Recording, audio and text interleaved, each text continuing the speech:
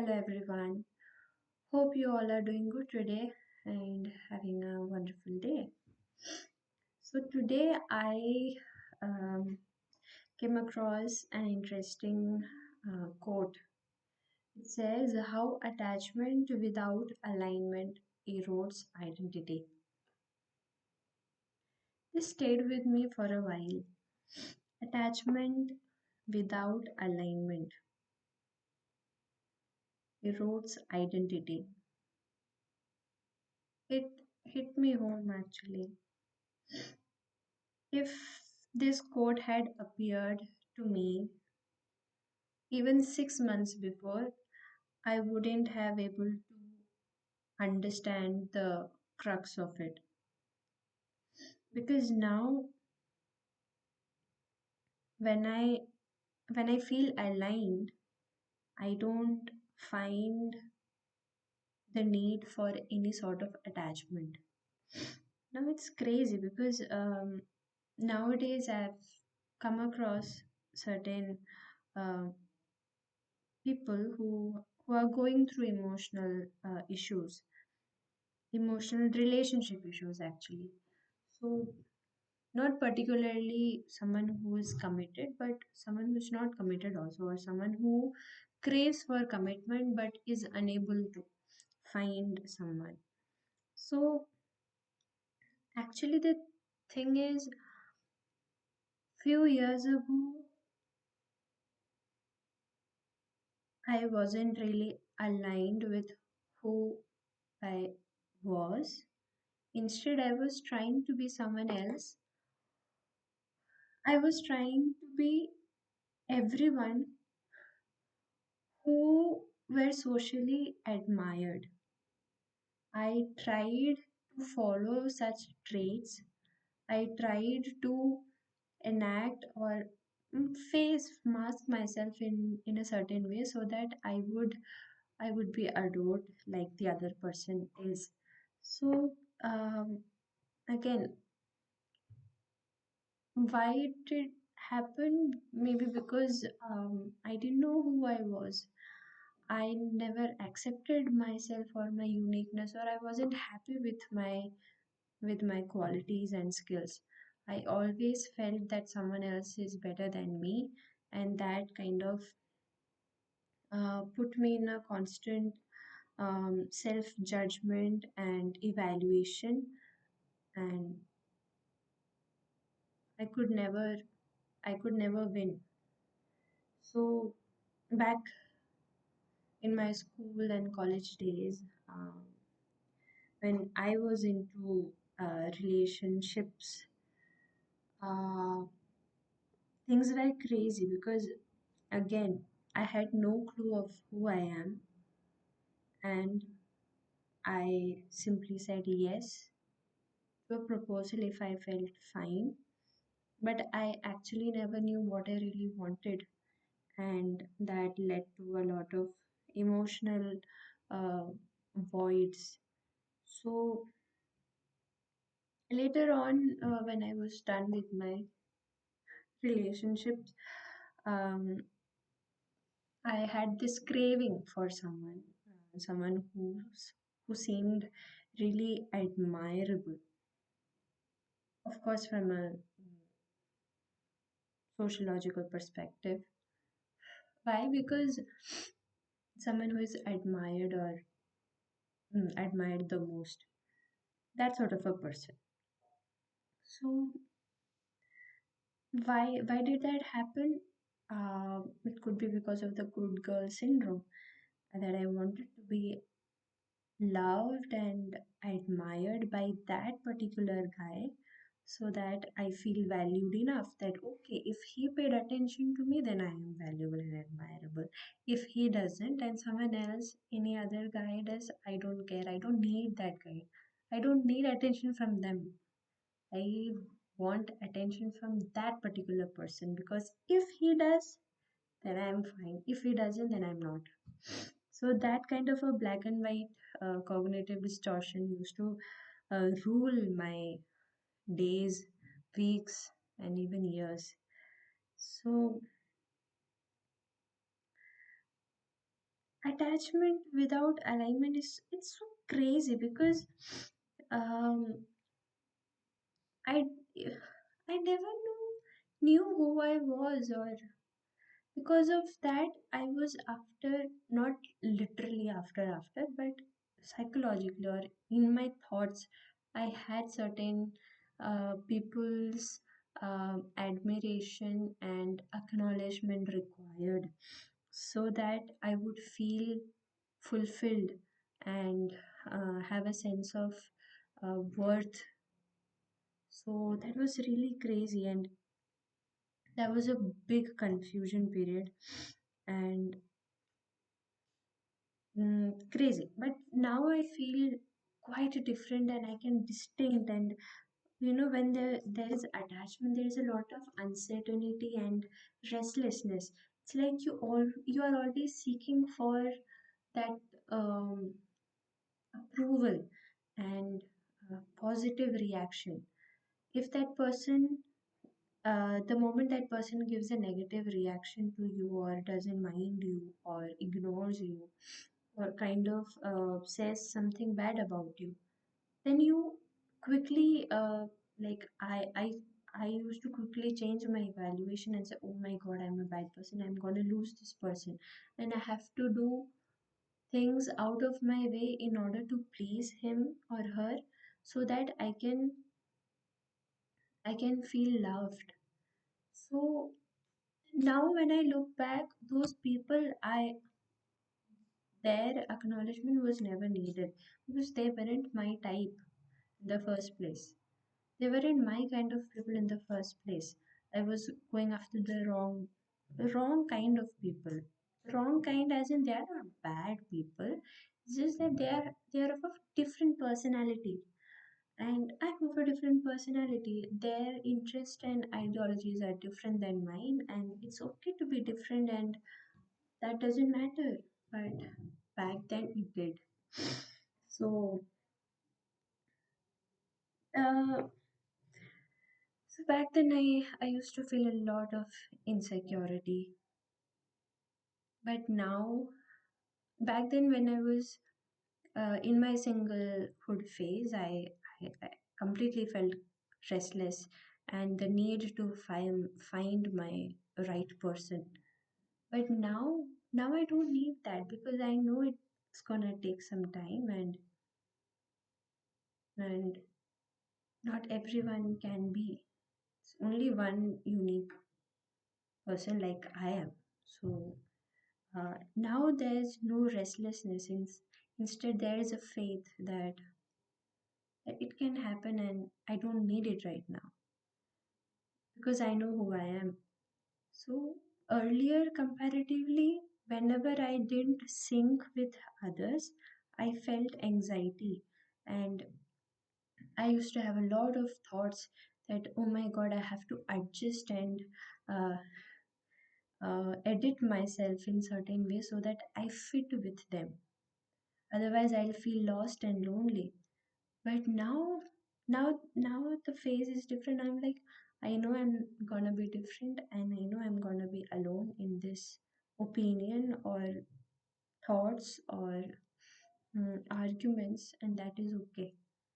I don't need approval. So that's the kind of change that comes when we identify who we are. Now, my kind of after those attachments, I literally lost my identity. I was completely lost for years. I was after so many people, even my friends, my female friends, my male friends, my crushes, um, seniors who felt so awesome to me, who were so authentic and raw and genuine people, and who used to say out loud, who used to put their opinion in front of others, even if others didn't like, even if that was completely a critical statement or disagreement or mm, yeah, any negative sort of opinion or anything. They didn't get, it's like it's my opinion, I'm gonna put it. And when I used to observe that, I felt like, oh my god, they are ruining the peace, the atmosphere, they're ruining the vibe. But for them it didn't really matter. Yeah, so that was a crazy crazy realization, and um, I was like, how could they do this?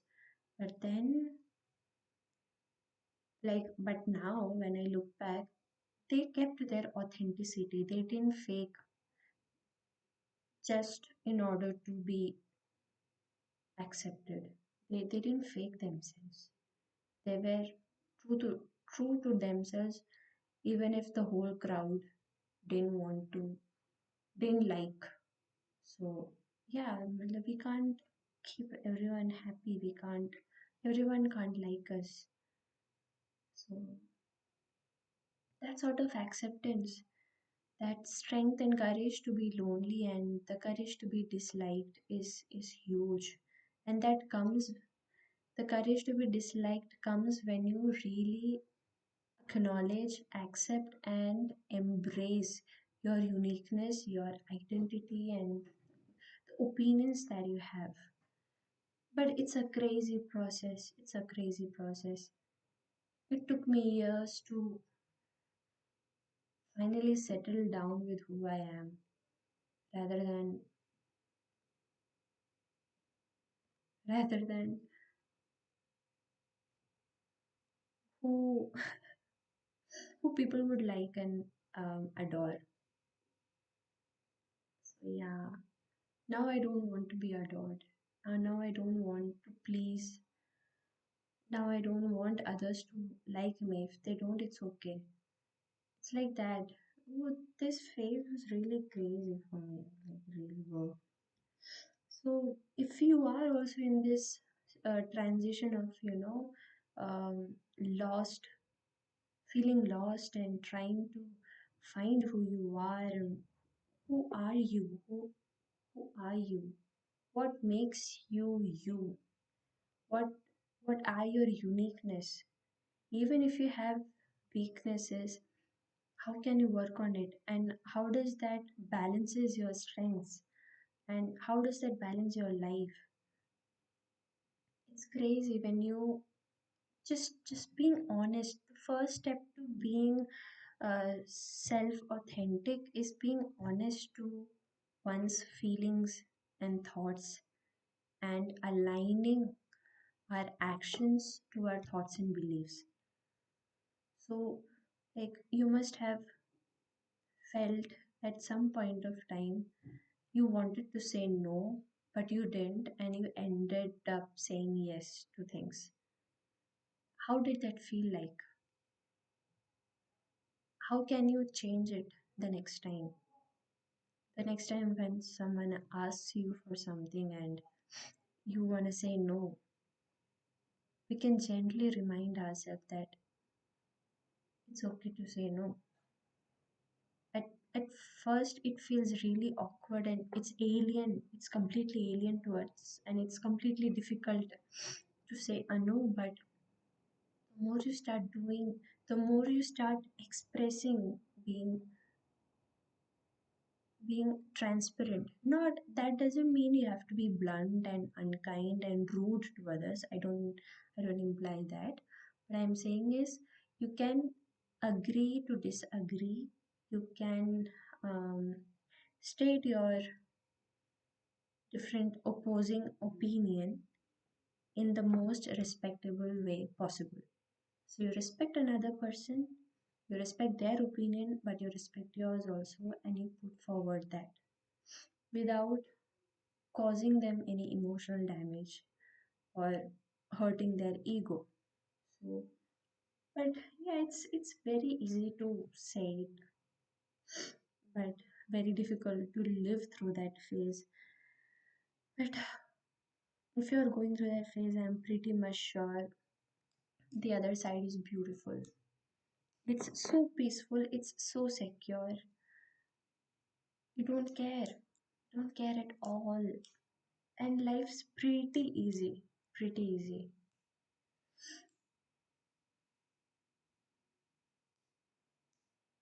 You know, right now in my life, There are few people with whom I am still anxiously attached, and those are my friends, few of my friends. So I am working on it right now, how to go about it. Earlier, I was holding on grudges and ego and high self-respect that I'm not going to say sorry or anything. But a part of me was saying why, but the other part of me was like, what is that person going through? So there came compassion, and when compassion came in, my ego just melted, and now I am thinking of texting that person and just conveying my thoughts. And yeah, so I'll do things from my part, and then it's completely up to them how they wanna respond. If they don't, if they still don't, that is completely okay, but to my uh, conscientiousness, I'm gonna do my part. No, nowadays on social media, I I I have come across this quote that you have to maintain your boundary, and you can say no and maintain your boundary. People who drain you, don't be available for them, etc., etc. This is good to have a healthy boundary, but at the same time, we have to self evaluate ourselves also, whether we did the wrong thing or not.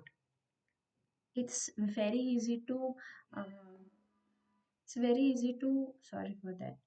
It's very easy to put another person on the judgment, uh, like to judge them and just say that you did this wrong to me and blah blah blah. Uh, but what about us? Are we gods? No, right? We also do mistakes. We also have ego, and we also tend to get blinded by our ego and our beliefs, our strong beliefs, that we may not be able to accept things, even if they are trying to mirror our something that we did wrong, but maybe we don't want to accept. So we can be blinded by that. So this self evaluation is really important, I feel, that yes, we should maintain boundaries and we should stay away from toxic people, but at the same time I think we have to also self evaluate and check whether we are being toxic to someone else or not, whether we are being completely ignorant or passive aggressive or egoistic to someone else or not. So that self evaluation is equally needed, and if someone cuts cut us off, then maybe it could be the other way around. Maybe they felt really insecure or disturbed or annoyed by us because of our certain behavior pattern or the way we talk or the way we communicate. Uh, because of that, they might have decided not to communicate with us anymore. And we might say that they are such a rude person if they did that, blah, blah, blah. And we might get hurt. That can hurt us, of course. When we evaluate ourselves, we can realize where we did wrong, and maybe we can ask apology, or we can just apologize for our sense of closure. And if they want to come back, fine. If they don't, then that's okay. It's okay to let go. So, yeah, attachment without alignment erodes identity. This is a very powerful sentence. As long as I'm aligned to who I am, there's no sense of attachment with anyone. There is no, especially in terms of romantic relationships. The presence or absence of my partner doesn't determine how worthy, how beautiful, how capable I am. So, yeah, with this note, I'd like to end my video today. Hope you all have a wonderful time ahead. Take care. Bye.